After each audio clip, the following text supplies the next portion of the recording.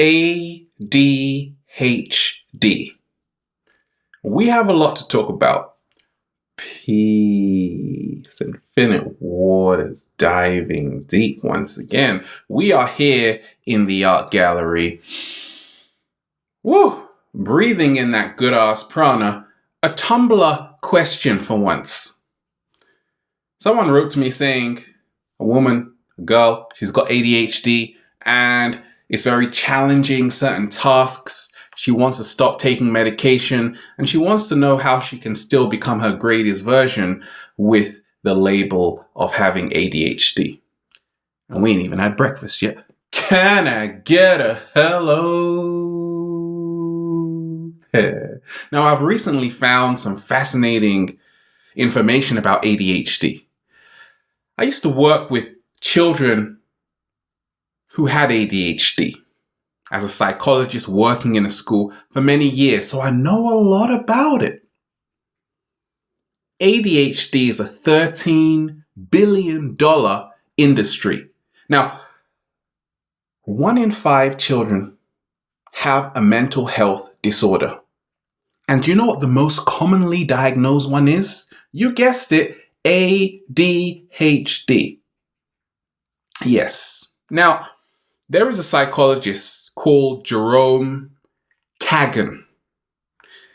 Harvard psychologist, his work is profound when it comes to ADHD because he goes into how it's just a hoax. It doesn't even exist. Now, you might think, who is this guy? Okay. They have put him the 22nd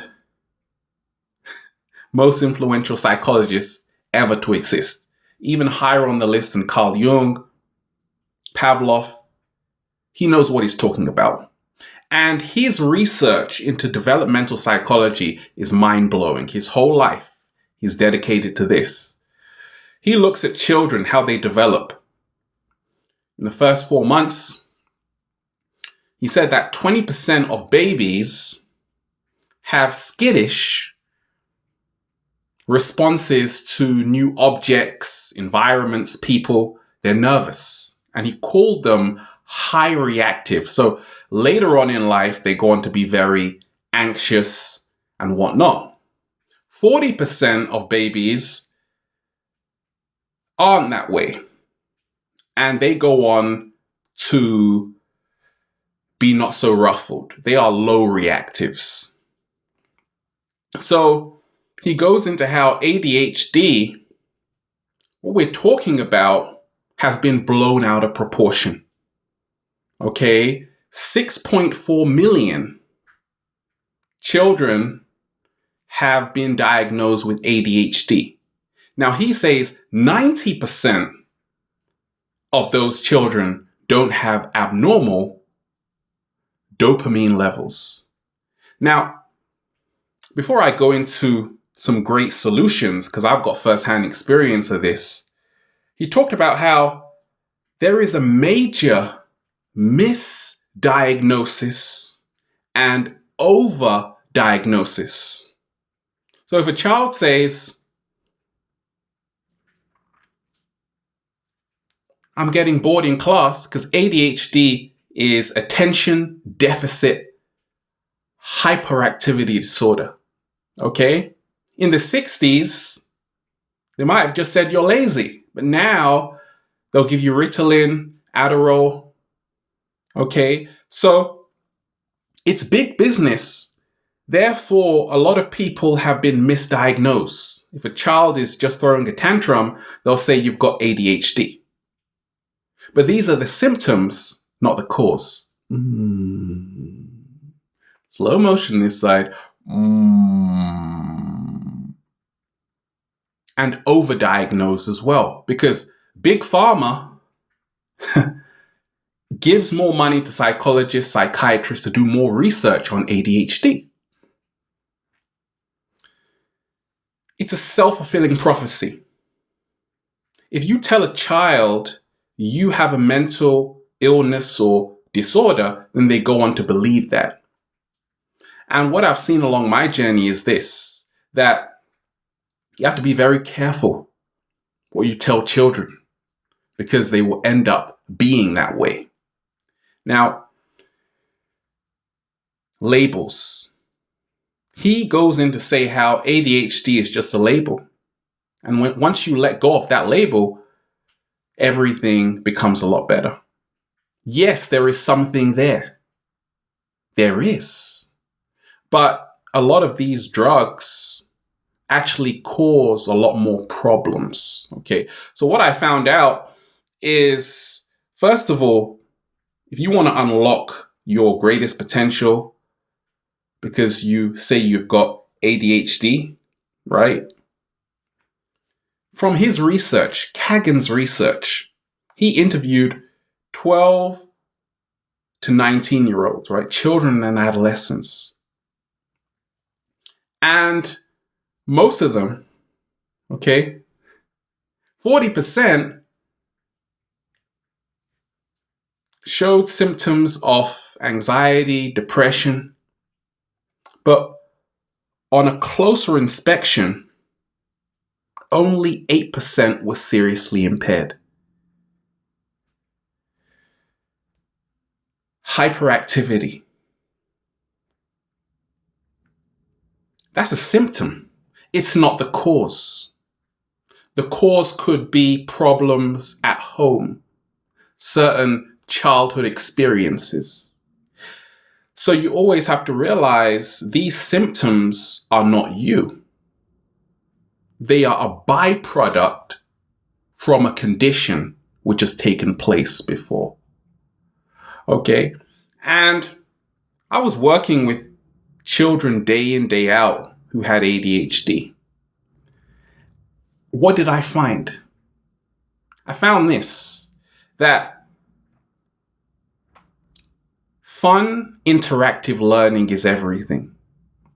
If you have a child and you tell them that do this work, do that work, and they're not interested, now they're going to be noisy. They're not going to want to listen to what the teacher's saying, and even adults. But what I was doing, working in the school, we were making lessons fun. Interactive learning calms people down right away. So you have to ask yourself, am I making whatever I'm doing more fun and interactive to have a better experience? To have a better experience. Healthy eating is everything. Lidie Pelser, the ADHD Research Center in the Netherlands, she talked about how 64% of people with ADHD actually have a hypersensitivity to foods. You're talking about white sugar, white rice, sugary foods, MSG, sodas. Once you are increasing the blood sugar level, you are increasing the hyperactivity level within the body. You are exciting the nerves. So a great tip, 7-day vegan challenge, leafy greens, okay? Leafy greens, kale, watercress. This is nature's natural chill pill, full of magnesium, calms the nerves. Now, omega-3s are fantastic if you have a lot of hyperactivity going on, because our brain accumulates a lot of inflammation. Omega-3 is anti-inflammatory. Therefore, it calms the brain, it helps you concentrate, and it is found in chia seeds. What I was doing with the children I was working with was relaxation time. Meditation has shown to change the entire structure of the brain completely. And if you know someone who has ADHD or you have it, once again, you have to look into more relaxation. Are you being stimulated all the time by video games or in an environment which is not helping you. Okay, so I always used to take the children out in the park, natural environments, and this really helps you deal with what they call ADHD. And ADHD, I found in my experience, is just a label. We don't know what to call it. I think we should call it attention dialed into higher dimensions. I saw that labeling is terrible. We label all the time. You have this, you have that. I think everybody's got something. Slow motion this side. We just don't know what it is yet. If you label somebody with something, especially a child when they are really impressionable, you now isolate that child from the rest of the other children, or you isolate that person from the rest of those other people. How are they going to feel? They're going to feel like an outsider, different, and it now becomes a self-fulfilling prophecy. So they end up even being more hyperactive because you've told them that's what you have. Okay, so a great way to deal with it is not to label yourself as having something, and realize that, like again, the great psychologist Kagan was saying in the 60s, he went in to say how he used to stutter a lot. And then his mother told him how you just think so fast. Okay, he took that as a compliment. Okay, so we have to change how we see mental health and realize that